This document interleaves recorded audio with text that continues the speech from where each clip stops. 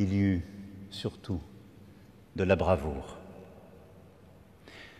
Celle de ces sapeurs-pompiers et de leur chef, envoyés pour une dernière tentative plus dangereuse encore que les autres. Ces hommes escaladant la façade, plongeant dans le feu afin d'empêcher les 16 cloches de tomber, et avec elles toute la cathédrale.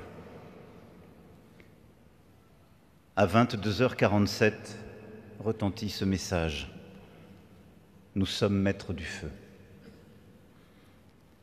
Nos pompiers reprenaient l'avantage et il n'y eut cette nuit aucun mort. Notre-Dame de Paris était sauvée. Défigurée, mais sauvée par la bravoure, le courage de ces hommes. Alors, nous avons choisi le sursaut, la volonté, le cap de l'espérance. Nous avons décidé de rebâtir Notre-Dame de Paris plus belle encore en 5 années. Et pour rendre cela possible, une fraternité inédite. Fraternité de ceux qui ont donné sur tous les continents, de toutes les religions, de toutes les fortunes.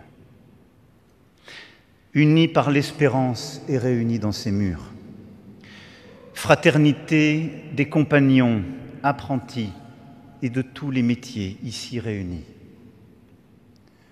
Sous la conduite du général Georges Lain, pour qui j'ai ce soir une pensée émue, puis de Philippe Jost et de leurs équipes.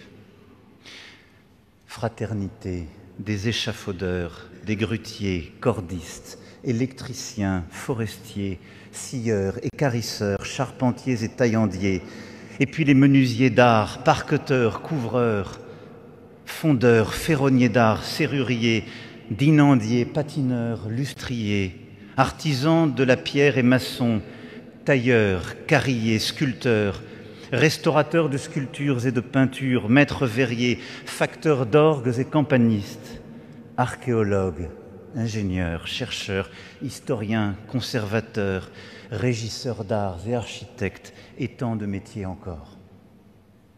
Oui, ces femmes et ces hommes, plus de 2000 durant 5 ans, se sont inscrits dans la chaîne de ceux qui, depuis le XIIIe siècle, ont bâti la cathédrale.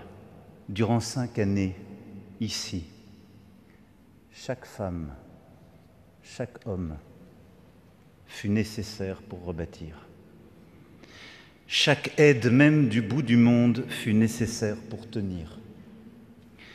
Chaque geste fut nécessaire, réconciliant la grandeur de cette cathédrale et l'exigence de tous ces métiers.